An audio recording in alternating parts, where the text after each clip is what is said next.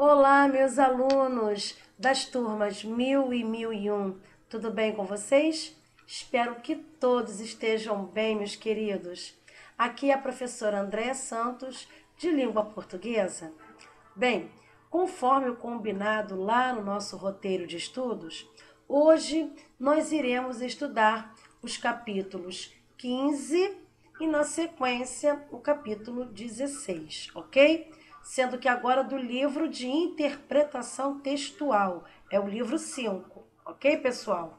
Vamos lá? Todos comigo aqui na página 4, 3 e 4. Vamos lá? Vamos falar sobre a competência linguística, tá bom? A competência linguística está no capítulo 15, que traz essa imagem de abertura aqui, ó, né? É uma campanha publicitária, como vocês podem perceber, né? Que fala assim, ó, basta uma palavra de solidariedade para salvar toda uma vida. Se você deseja ser um doador de órgãos, avise os seus familiares. A vontade é sua, a decisão é deles. Não é isso? Bom, então nós temos aqui, né, uma campanha, né, publicitária. E nós sabemos, pessoal, que no Brasil o número de doadores de órgãos ainda é muito pequeno, né? Em muitos casos, a doação não acontece devido à falta de informações adequadas para os potenciais, né, para os potenciais doadores. Então, diante dessa problemática, o governo brasileiro ele mobilizou diversas ações em busca de soluções viáveis para essa questão, né? Para essa questão, como as campanhas publicitárias, por exemplo, né? Então nós percebemos aqui que no anúncio o intuito de conscientizar a população brasileira, né, para que o quadro com reduzido número de doações possa ser revertido, né? E para alcançar esse objetivo, além da linguagem verbal, o anúncio faz uso de outros recursos que corroboram, né, a mensagem pretendida. É o caso, por exemplo, da imagem de uma pessoa transplantada com sucesso, né? Da presença de caracteres diferenciados pelo tamanho e pela cor, entre outros fatores também. Bem, entretanto, essa mensagem só será compreendida se ocorrer a interação do leitor com o texto.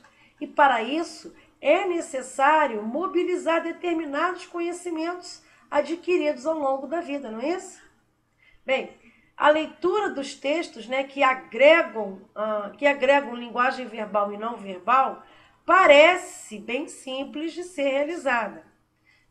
Como eu já falei anteriormente, no entanto, para um indivíduo que nunca teve contato com essas informações, ou teve, mas não foi escolarizado, né, e por isso não aprendeu em um sentido mais abrangente, vamos dizer assim, a ler, né, compreender e interpretar textos, pode representar uma dificuldade, já que ele não possui a competência linguística necessária para a interpretação da mensagem.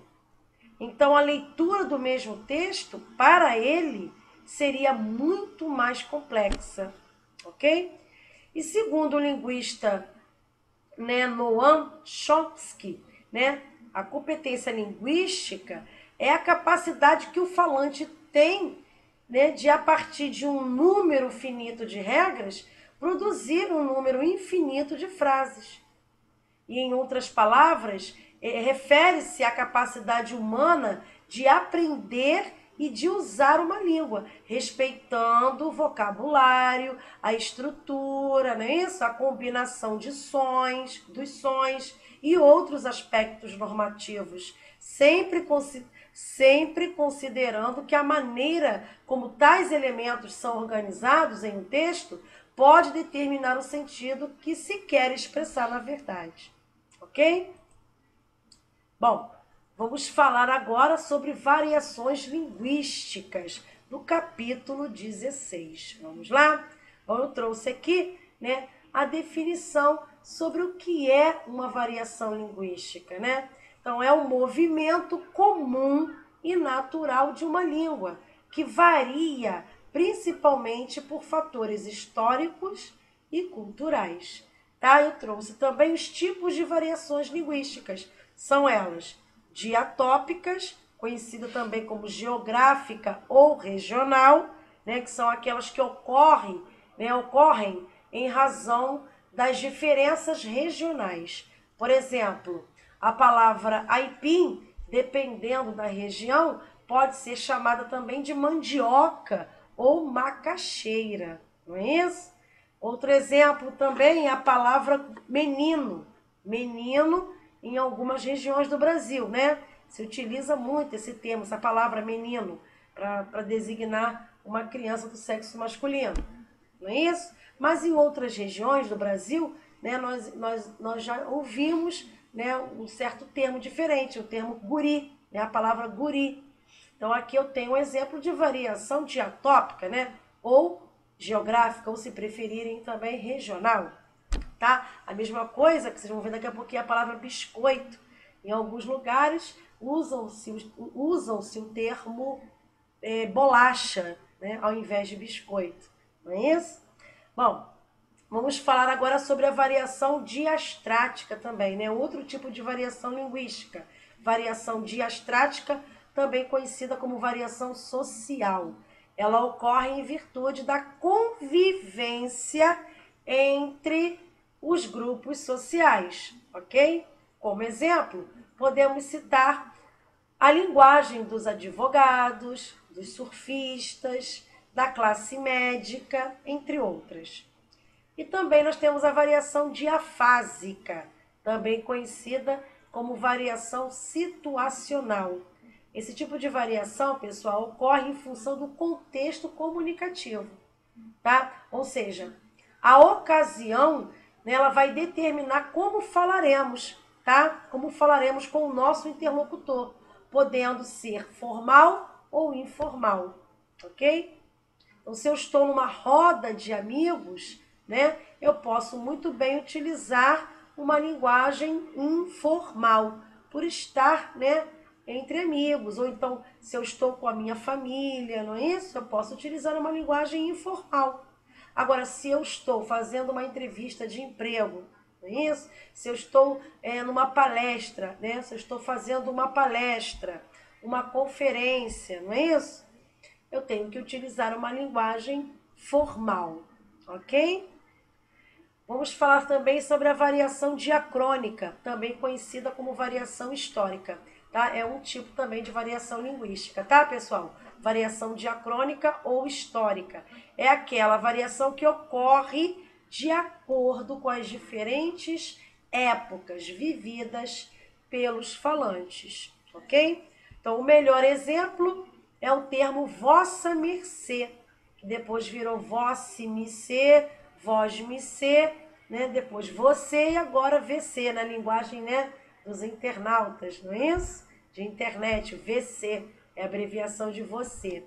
Então, aqui vocês podem perceber que a palavra você passou por uma variação que diacrônica, é uma variação diacrônica, né? Porque passou por o quê? Por uma mudança ao longo do tempo. Não é isso? Bom, houve uma transformação, né, dessa palavra, você. Assim como outras palavras, no caso a palavra loira, né, que nos tempos primórdios, antes era loura, não é isso? Foi? Aqui eu trouxe mais um exemplo, né, de variação diatópica, né? É quando a pessoa fala biscoito em algumas regiões do Brasil, né? No caso, falam biscoito. Agora, em outras regiões, em outros lugares, né? Você pode ver que as pessoas não falam biscoito, falam bolacha, não é isso? Os gaúchos também falam bolacha. Nós aqui falamos biscoito, não é isso? Biscoito. Então, dependendo de cada região, eles utilizam um termo diferente, mas para se referir à mesma coisa, tá? Outro exemplo aqui de variação diastrática, né? Nós temos aqui um exemplo, né? Olha aqui um exemplo. Aqui nós temos um diálogo que a mãe diz assim para o menino. Achamos que você passa tempo demais batendo papo na internet. Aí ele responde, não é verdade. Ele utilizando aqui uma linguagem voltada para a internet, não é isso? Ele está acostumado a digitar dessa maneira. Então, aqui nós temos um exemplo de variação diastrática, tá? Conhecida também, né, como variação social, não é isso? Bom, trouxe também mais um exemplo de variação diafásica, né? Essa variação diafásica, né, nós consideramos o mesmo indivíduo, né, em diferentes circunstâncias de comunicação. Ou seja, se ele está em um ambiente familiar, né, se ele está num ambiente profissional, o grau de intimidade, o tipo de assunto tratado e quem são os receptores é que vão fazer toda a diferença. Então, sem levar em conta as graduações intermediárias. Então, é possível identificar dois limites extremos de estímulo. O informal, quando há um mínimo de reflexão do indivíduo sobre as normas linguísticas, utilizado nas conversações imediatas do nosso cotidiano. E a situação formal, em que o grau de reflexão é o máximo, utilizado em conversações que não são do dia a dia e cujo conteúdo é mais elaborado, né, e mais complexo. Foi o que eu falei anteriormente, né? Então, como exemplo disso, citamos um bate-papo informal, né, e um discurso proferido em um evento solene. Então, por exemplo, aqui nós temos aqui a redação de um texto escrito, né, e uma conversa proferida no dia a dia. Então, se você vai elaborar uma redação para o Enem, vocês devem utilizar, né, uma linguagem altamente formal. Mas se vocês estão, né, estabelecendo uma conversa, né, entre amigos no seu dia a dia, vocês podem utilizar uma linguagem informal, ok? Foi o que eu disse anteriormente. Então, esse aqui fica como exemplo, né? Aqui nós temos um exemplo de variação diafásica. Tá bom, pessoal? Bom, terminamos aqui os nossos estudos, né, dos capítulos 15 e 16, tá bom? Então, nós encerramos aqui e não esqueçam de colocar os nomes e as turmas aqui nos comentários, tá bom, meus amores? Desejo a todos bons estudos, fiquem todos com Deus, um grande beijo e até o próximo vídeo. Tchauzinho!